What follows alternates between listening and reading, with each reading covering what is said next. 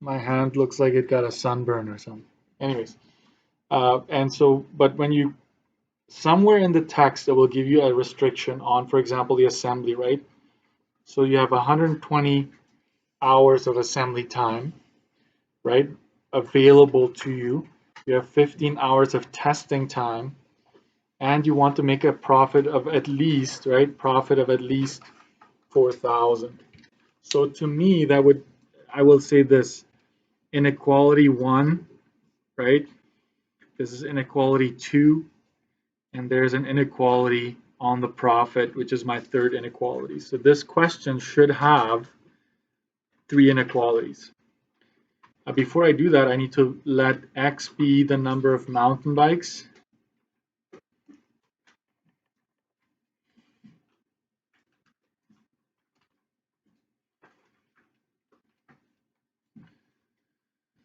And Y would be the number of racing bikes.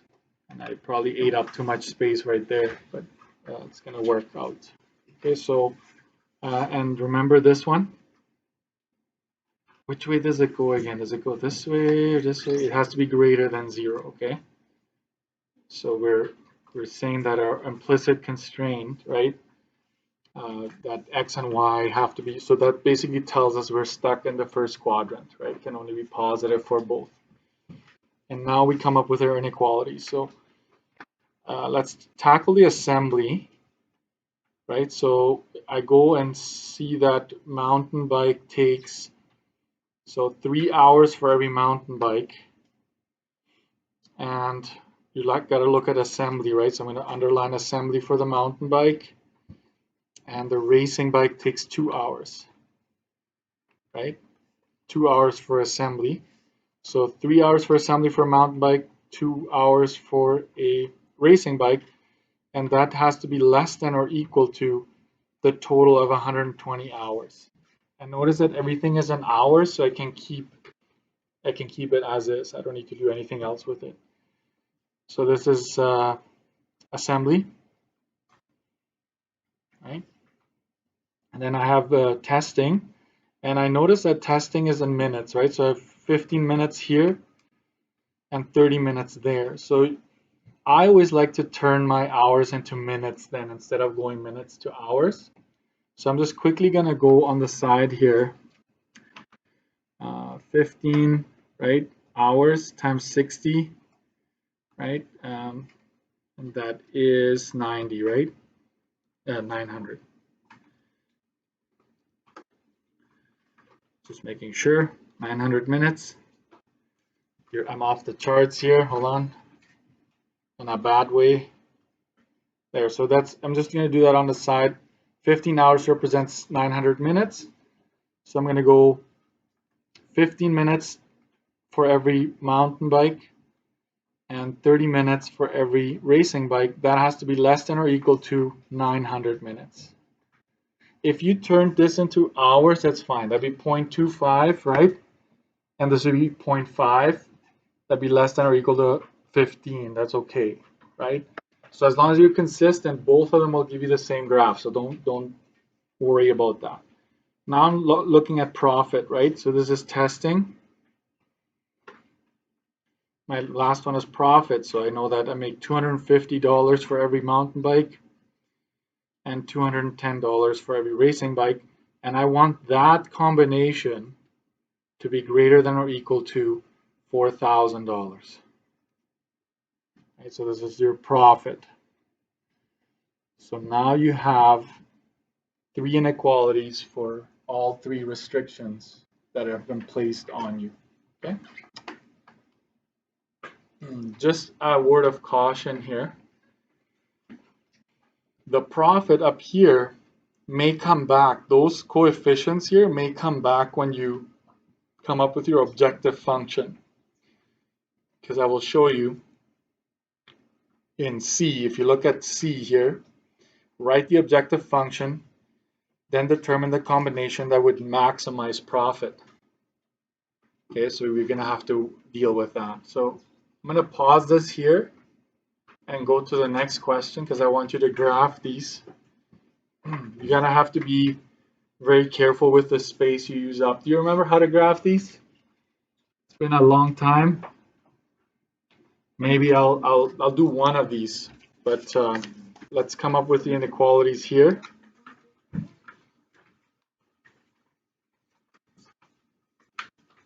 I'll help you get started with graphing one of them, okay? But you need to take over, and the answers are all provided, okay? So Mr. Richmond would like to maximize the space in his classroom, yet allow for proper distancing between desks due to the current COVID guidelines. He has large and small desks available. There are your variables, right? To set up his classroom. A large desk takes up 35 square feet. Small one takes up 15 square feet. There's a maximum of 750 square feet of space available. So that's IQ1, right? That's telling you that there's a restriction on the space, okay? To allow for some group work while maintaining proper distance, Mr. D would like at least 7 large desks. So this is specific to large desks. So that's IQ 2 and 15 small desks.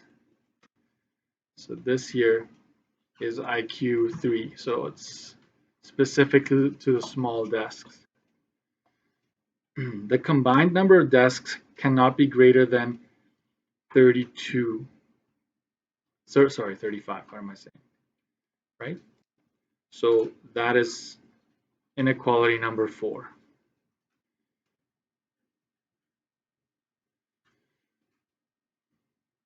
Okay. So I'm going to highlight all those. At least 7 and at least 15, right? And then desks, the number of desks cannot be greater than 35. So we'll say, I'm going to do this up here. X would be number of small desks, or large. Let's do large because that's the first one.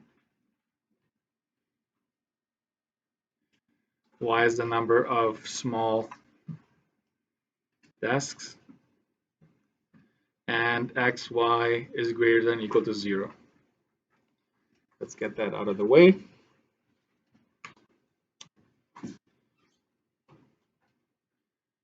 And let's tackle the first inequality, which deals with square footage, right? So a large one, so 35 square feet for a large desk and 15 square feet, right? We're taking the square footage of each. And we have to make sure that that stays less than or equal to 750 square feet. So that would be on the space, right? These two are actually easy to graph, right? So at least 7 large desks. So X has to be greater than or equal to 7. And the small desks has to be greater than or equal to 15.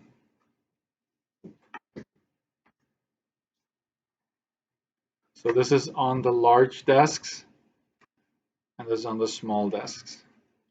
Okay. And then the combined cannot be greater than 35. So number of chairs combined, small and large, has to be less than or equal to 35. This is combined.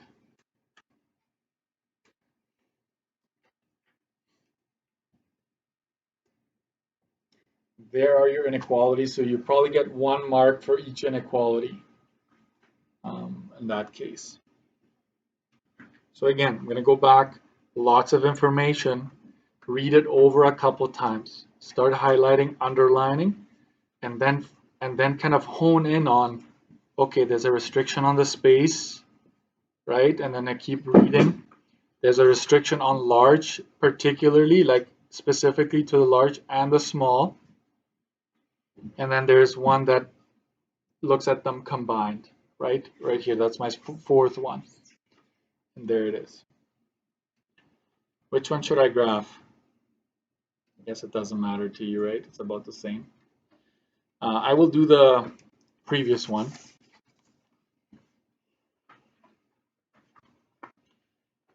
So this is how I do it. This is just one way of graphing, right? So I take the first one there. I find the x and the y-intercepts. I find that it's so much easier to come up with a good scale if you have your x and y. I'm going to zoom into that part, okay, so you can see better. So x-intercept, we for a minute forget that this is an inequality. We just look at the line, the boundary line that we're trying to graph. So y is equal to 0 here. So it ends up just being 3x is equal to 120. Divide both by, that's pretty blurry, isn't it?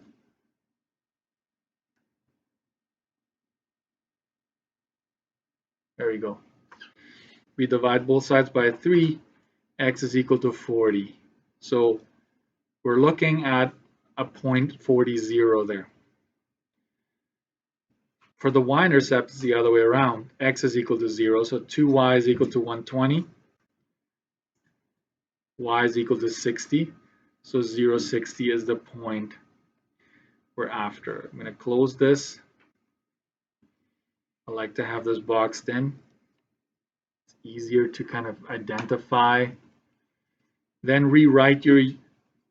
Okay, so what did we do now? We found the 2 points that I'm going to connect to make my boundary line. Okay, now we're going back out of the box. Think outside the box. Maybe that helps you remember. Now we're going back to the inequality, and I'm rewriting it. Right, so 2y is less than or equal to, the 3x comes over, subtracting, and then the 120 is there. Divide everything by 2. Do you remember what happens when you divide by a negative? The inequality flips, right? With word problems, I don't think I gave you a single one like that. So with word problems, you won't have to worry about it, but with the non-contextual ones, you will probably have to face that, okay? Y is less than or equal to negative 3 over 2 x plus 60. I boxed that in as well. It's very important because you're going to need to type this into your y1, right, or one of the y's. And based on this, I know that the true region, do you remember this? True is where? If it's less than, true is below. I'm going to shade above. You do the opposite because we want to have the solution region not to be shaded. That's why we're doing reverse shading, right? And this is, did I do solid first? I think I did. But anyways, I'll just make, it's a solid line because of the equal, and word problems are usually like that. I chewed up a lot of room there, but I'll try to make this work. So the next one, I'm going to just kind of cut this here. I take the next one, 15x plus 30y is less than or equal to 900. Have your work organized, right? X-intercept, y-intercept.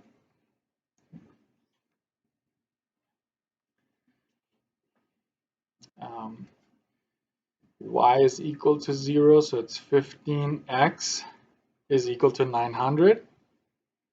Divide everything by 15. X is equal to 60, right? I'm going to double check that. Pretty good feeling, but we can't mess up now, can we? Yeah, it's 60. 60, 0.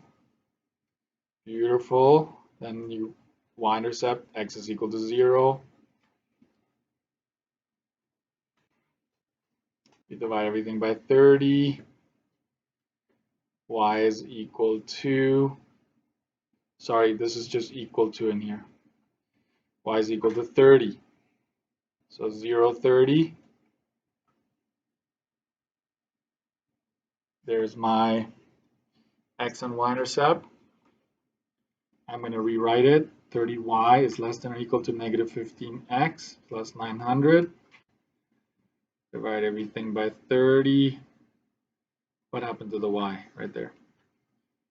This is negative 1/2 plus 30. Don't reduce the fraction unless you know exactly what it is. True is below again. Shade above. Always double check, like what did I do before? Just to be consistent, right? True is below, this is the same, it's facing the same way, so true is below. You can only make this conclusion once you have it isolated, right? And this is solid, of course. I'm not going to fit the other one there, so I'm going to do it under.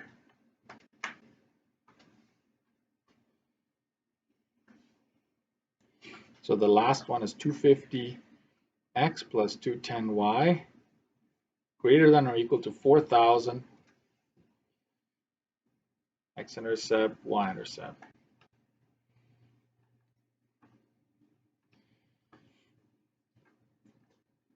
So this is 250x is equal to 4,000. That's going to work out just beautifully, which is 16. I skipped a step there, but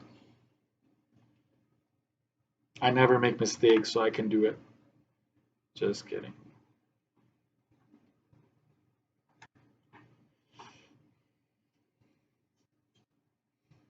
4,000, that's going to be probably a decimal. Yeah, so there we go.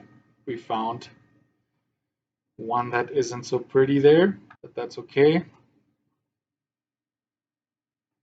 I'm going to go up a bit, right? So I've got my x and y intercept ready to go. I'm going to rewrite it here. So this is 210. Y is greater, watch out, right? It's greater than or equal to negative 250x plus 4,000. But everything by 210. And here I'm going to also have to warn you. I'm just going to leave this. I guess you can cancel the zeros, right? But I'm going to leave everything. Other than canceling the trailing zeros, I'm going to leave it like that. I'm not going to reduce it.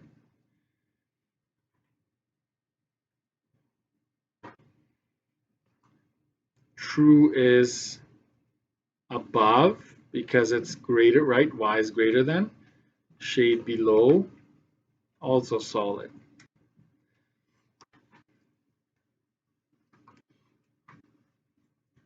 Let's go ahead and type them all into our Y1. So I'm going to let you see them all there. So go ahead and do it so that we can do this step together. And there you also know how to go about all this, right?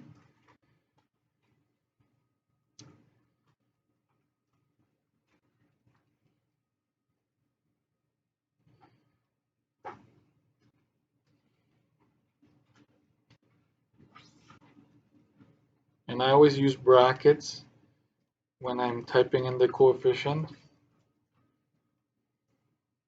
And check your work, okay?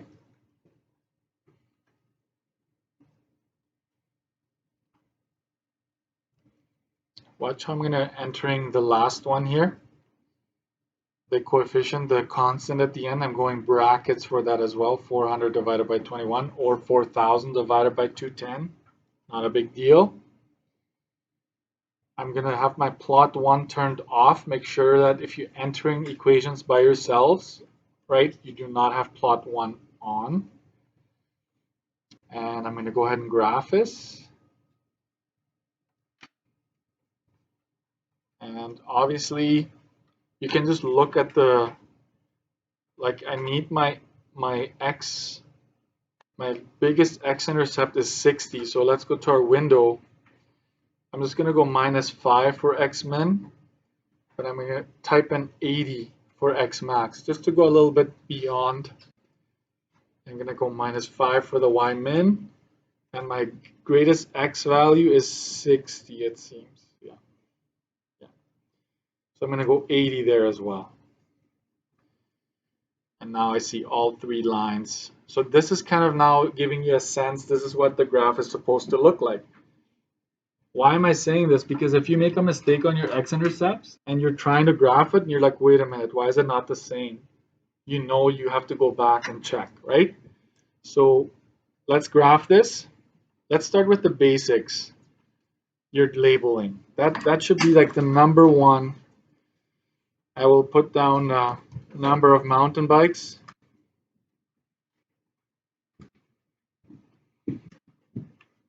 Do that first, please. And then number of racing bikes. Then you're done, right? You don't have to worry about it. And I've already said I'm going up to 60 here. So 10, 20, 30, 40, 50, 60. And that should be just fine, right? Every tick is worth 10. Same thing with my Y. And I'm just looking at the x-intercepts, right? So 10, 20, 30, 40, 50, 60. As long as the markings are somewhat consistent, I'm fine with that. And so the first line is 40, 0, and 0, 60. I'm going to make that line.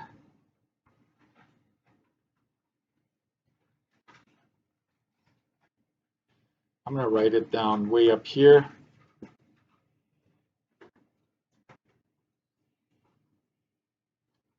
My other line is 60, 0, 0, 30.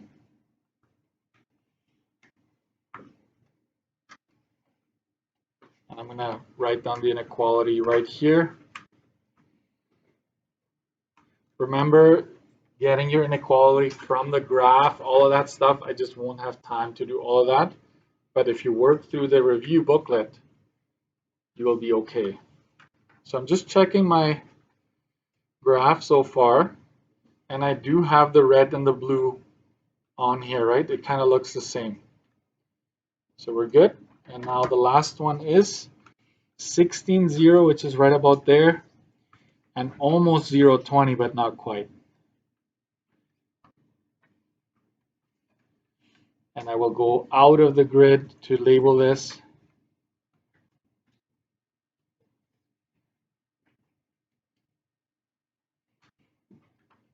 Like that. So all the lines are labeled. I'm fairly confident this looks right to me. I compared it to my graph on the calculator. And now I'm going to go ahead and shade. So the first line here, shade below, above, sorry. So I'm going to grab my ruler. The shade above it.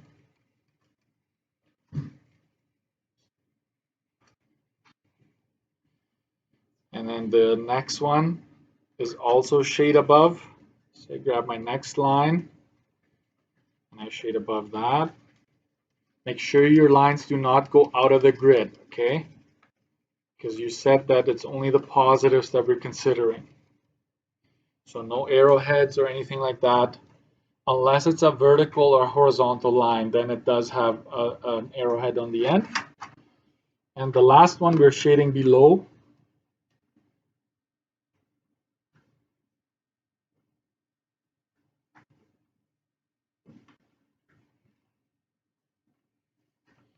There we go.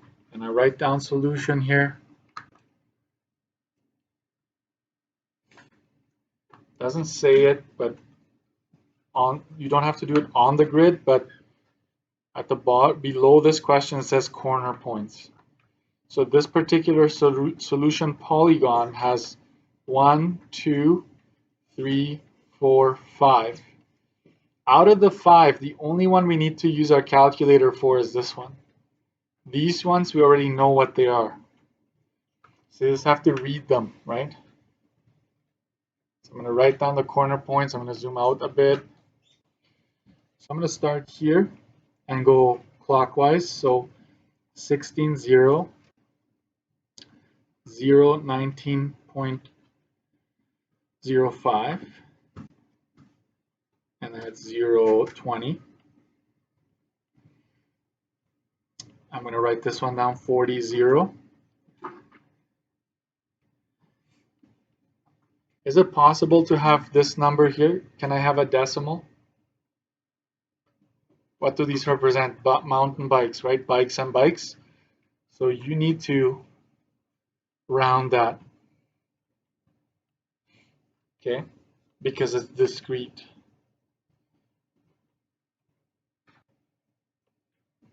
I remember I used to do it right at the beginning. I would tell myself, is it continuous or discrete?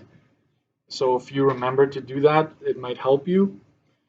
And the last one that I still need to find, right, second trace 5 to do that one. Let's see if you can do it. Go ahead and try to find that one without me telling you how to do it. Do you remember how to do that? When there's multiple lines in the mix.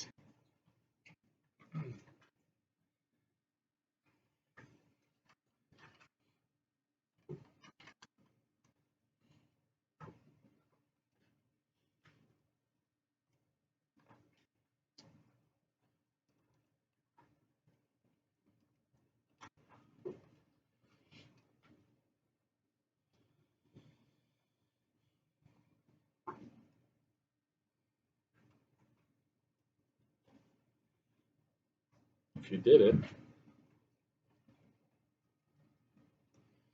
So you got to go second trace 5, and it's between the blue and the red. So you just go closest to it, you hit enter, and you happen to be on the red. But if you didn't, you just keep jumping to the line that you want, right? So you're trying to find the intersection between those two lines, which is 30, 15. It happens to be a nice round number. It won't always be. So there's the 30, 15 there. So you have all 5 corner points surrounding your solution region. Write the objective function, then determine the combination that would maximize profit. So the objective function will be around profit, which we were told at the beginning, you get $250 for every mountain bike and $210 for every racing bike. This is usually worth a whole mark.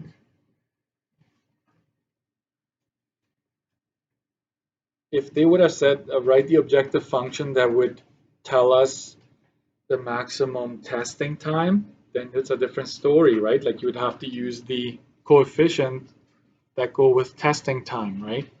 But in this case, it's profit. So then what you do is you just plug in every single one of these values into that function.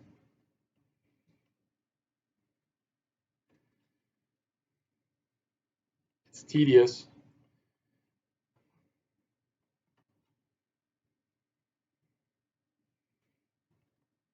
And you find the one that will maximize. So in this case, it would be 250 times 16. The 0 doesn't count here. This would be 210 times 19, because this is 0 here, right? So this 250 is gone. It's just 210 times y. 210 times 20. 250 times 40. And then you have one where both values are non-zeros.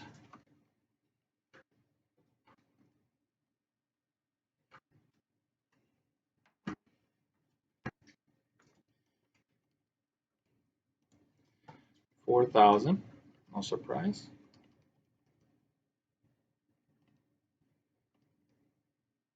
Oh.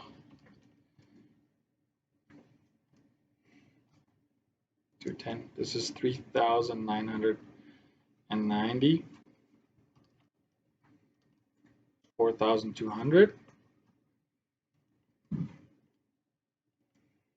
10,000. So far the winner. But this one is probably going to win the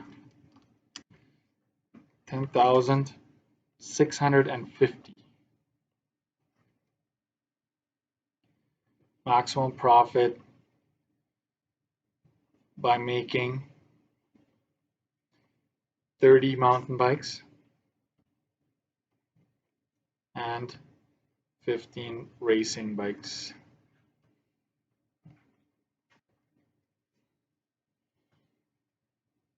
Ooh, I'm tired already.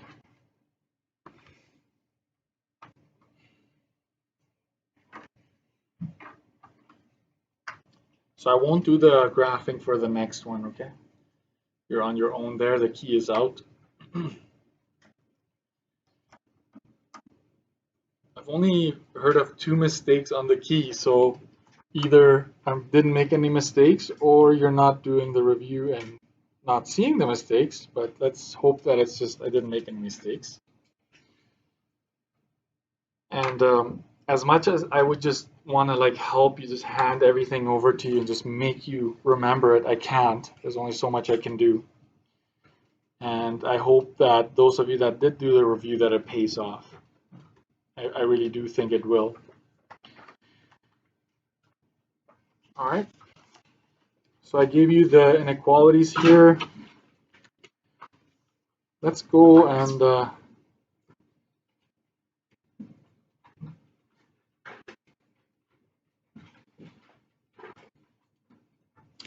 these ones I just want you to review, right? How to go from one to the other. Sorry, this is on page 16. I want you to show me the conversion ratios that you've used. Okay. So pounds to grams. This is one way of doing it. I don't know the rates that I gave you, to be honest, but I would think that the first step I would take is that 1 kilogram has 2.2 pounds, right? And that pounds cancel here. And then I will go with 1 kilogram has 1,000 grams. The kilogram cancels with that. And so it's 5 times 1,000, and that answer divided by 2.2. Which is 5,000 divided by 2.2.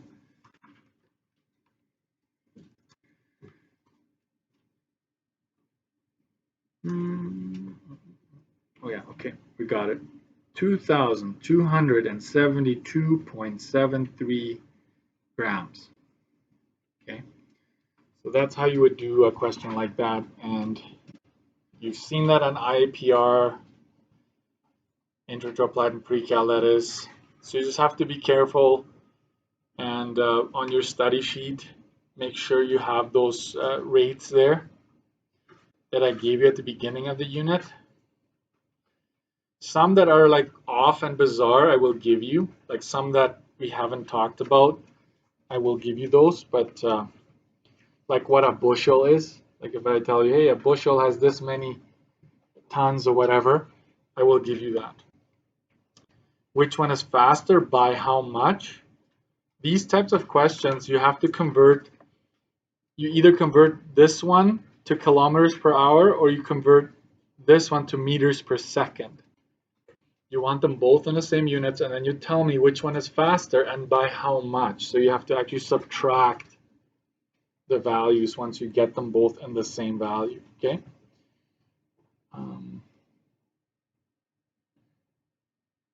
So there are these types of questions involve proportional reasoning.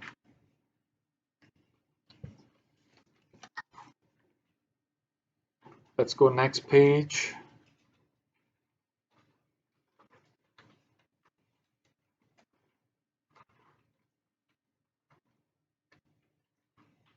Question 6.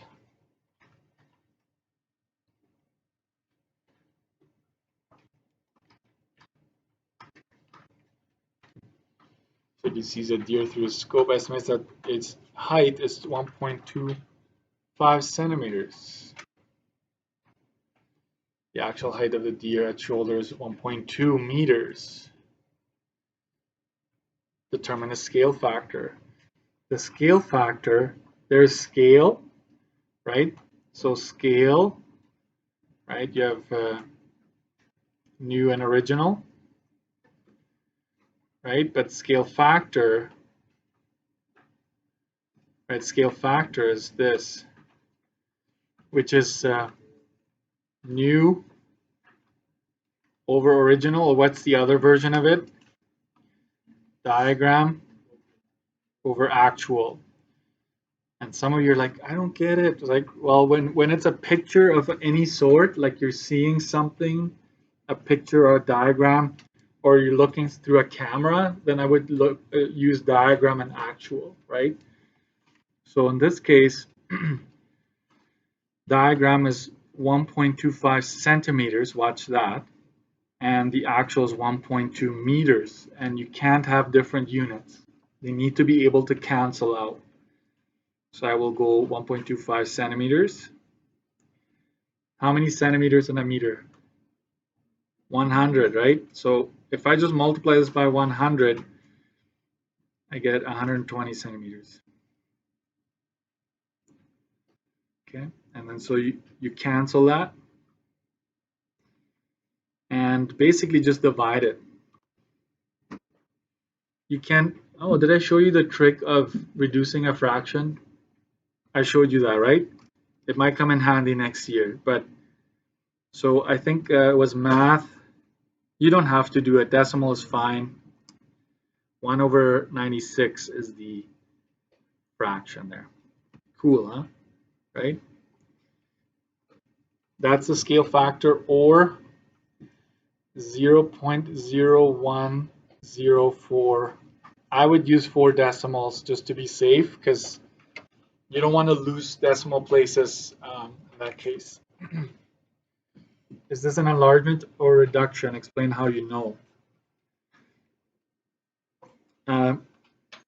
This is a reduction of actual. It's always regarding the actual or the original. So it's a reduction of the actual, comma, since k is less than 1. If your k value is greater than 1, and it's an enlargement. If it's less than 1, it's a reduction.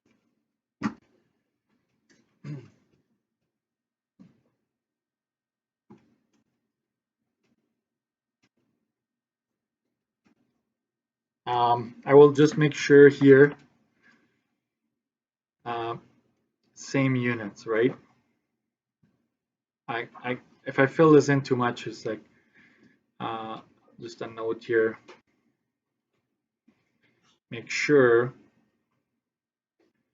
both values are in the same unit,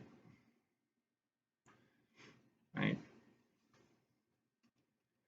Because you want the units to cancel out. A scale factor does not have units. A scale can, like if you have this to this, like 1 centimeter represents 1,000 meters, it could be, but a scale factor, no units there.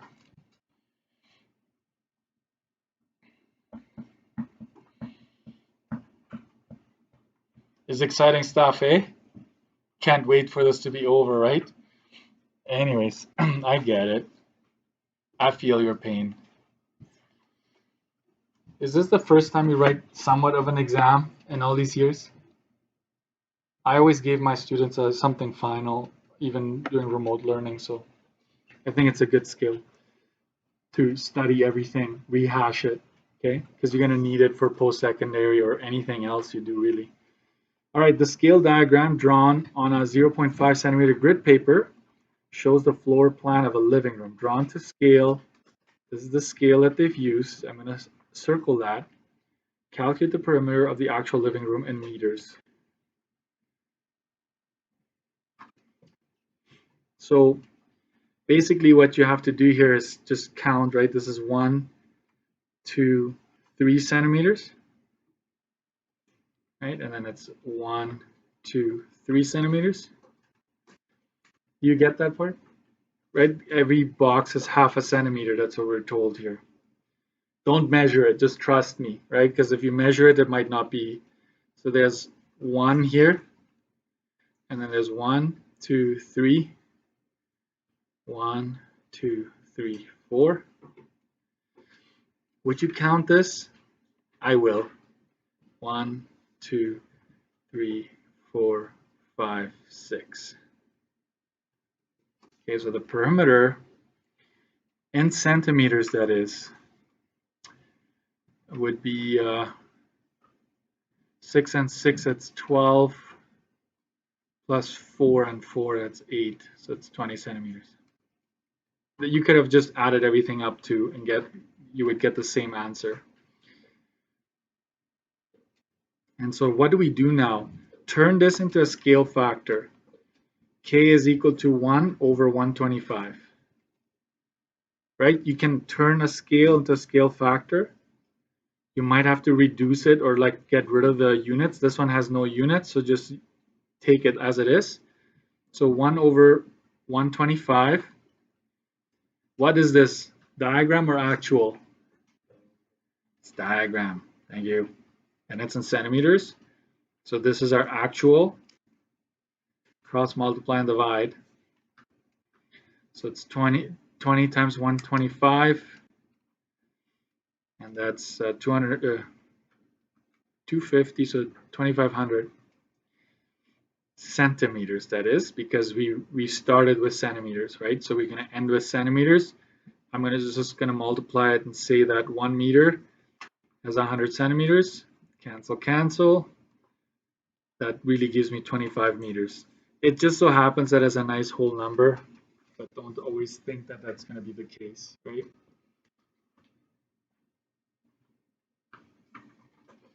If the area of the scale diagram, this is where I wanted to get to. This is the one that throws a lot of students off, not just you, every year, okay? So make sure you write this down. I'm going to pause a little bit to catch up to me.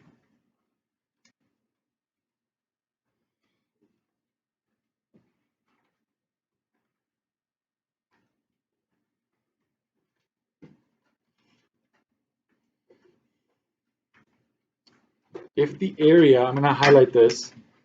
First of all, area, right, of the scale diagram is 21 centimeters squared. Determine the area of the actual living room in square meters. Squared meters, that is.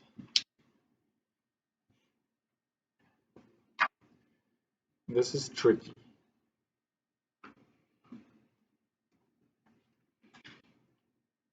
You're comparing areas. Don't try to use this diagram to find the area, okay? Just know this fact here. If I go k squared, that would be area of diagram over area of actual. So now we're talking areas. We're not talking length or width or radius. It's two-dimensional. Remember 1D, 2D, 3D? This is two-dimensional. Okay? So this should have made you think of that it's not k, but it's k squared. In this case, my scale factor stays the same, right? I'm going to square that. I know the area of the diagram, which is 21 centimeters squared. And I'm going to find the area of the actual living room. So you have a few choices here. When you have a fraction squared, you square the top and you also square the bottom. So 125, I'm going to use your calculator here, same as you, so you know how to do it.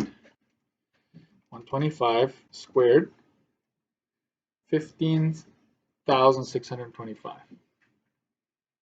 So you square both numbers. If this had been a 9 up here, for some reason, it would have been 81 over that, right? And then so you have 21 centimeters squared. I'm going to call this x now. Cross multiply and divide. So it's really 21 times 15,625 divided by 1, because this could be something other than 1. I want you to make sure you don't miss that. So I'm just going to go 21 times 15,625, and that is 328,000. Whoa, right? 125. What are we in? What units? Centimeters squared. But they want it in square meters, so what's the problem there? I need to convert. Did I give you those rates, the conversion rates? Maybe. Okay, well, this is how you would do this. 1 meter has 100 centimeters, correct?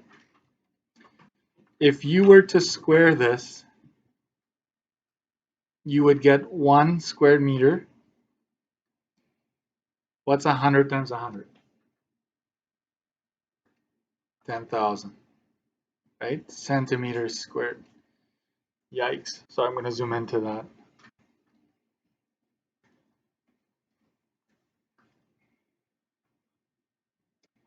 So what we're going to do here,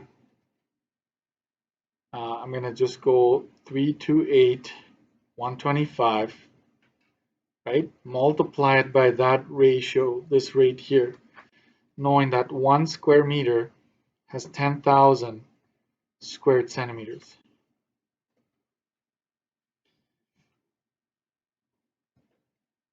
And so then the square centimeters will cancel here. So basically you just divide this by 10,000. So the decimal shifts 1, 2, 3, 4 places. So this is 32.81 squared meters. Whoa, right?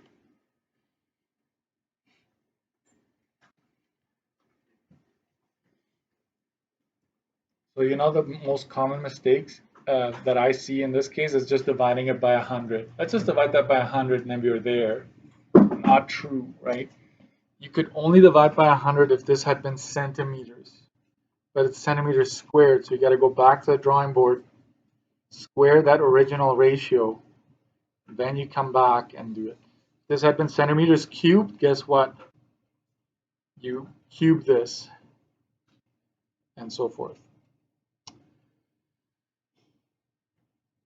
Oh, actually, look at this. It was right here. I'm blind. 1 meter squared has 10,000 centimeters squared. Anyways, let me see here. I'm just going to peek. I'm going to go to this one here. Or are you too tired already? Stop it. Stop it, Mr. Dixon. It's too much. My brain is hurting. All right, let's go back to question 9. I want to know if you, I would like to know if you have all of these things still on your study sheet from chapter 8. I hope so. Maybe you made a new one. But here we go anyways. Let's try this. Okay, so Diane is designing a cylindrical flower pots using sheet metal. The original flower pot, watch that, that's a key word right there. The original is this tall and requires this much square foot of sheet metal and can hold this much cubic feet, so volume, right? So 1D, 2D, 3D, okay? How much sheet metal would she need to make a pot that is 3 times larger? So if you make a pot that is 3 times larger, this is K right here. K is 3. If I tell you how much bigger you're going to make something, you're going to make it 3 times larger in every direction, not just one. You can't just make it like wider. You're going to make it wider, taller, everything. So K is 3. So we're talking area, right? So this would be 3 squared is equal to, we're talking sheet metal, so where would we put that number? This one. Bottom, right? Because it is the original. So we go 16.15 square feet. And this is area of the new, right? You're going to make a new one that is 3 times larger.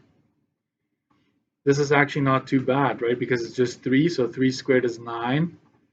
Area of new over 16.15.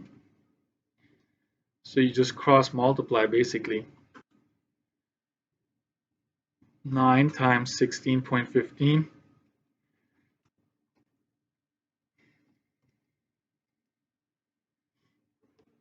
You need 145.35 square feet of sheet metal for that. So this is how much you would need, right?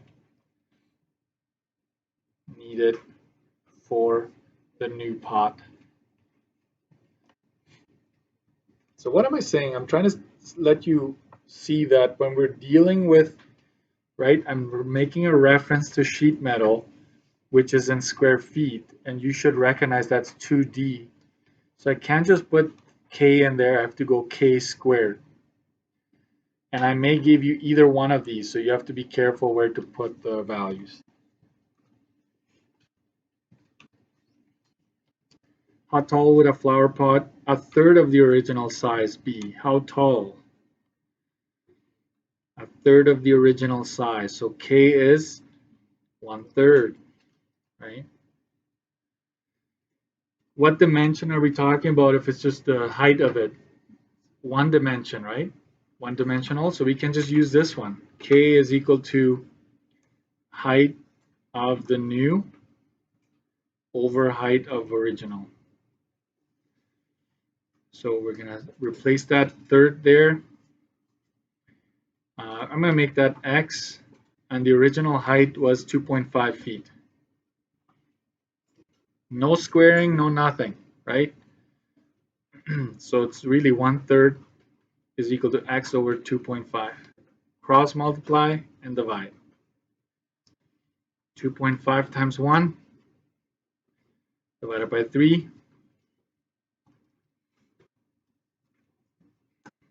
0.83 feet.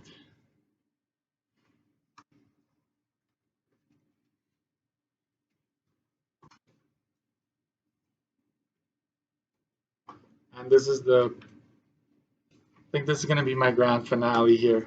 Maybe I'll do one of the charts there as well. This is where you need to square root. You might have to square root or cube root. It depends on the situation when you're trying to find a scale factor. But she makes a pot which can hold, right? This is basically the volume of the new. What scale did she use? So you have to start 3D. I'm going to put that down. So this is no, sorry. Too excited. Okay. K cubed, which you can't see there. K cubed is volume of new over volume of original. I will have to find K, right? So I don't know what it is. Volume of the new one is 2.53 cubic feet. Volume of the original, let's go all the way up, is 6.01 cubic feet. Perfect, cancel, right? To get rid of that cube, I need to take the cube root of that. Let's do some mental math on that, right? No, I'm just kidding. How do you do that again? Math. Cube root is right there. And then you just make sure you use brackets. No brackets, no good, right? So 0.75 or 7495. Oh, we can probably take that into a fraction. Let's see. No, it won't let me. So that's a scale factor used to get there. Right? For stats, I would say watch the test correction video. I go above and beyond just the test. I kind of explain I go a little bit further to maybe re-emphasize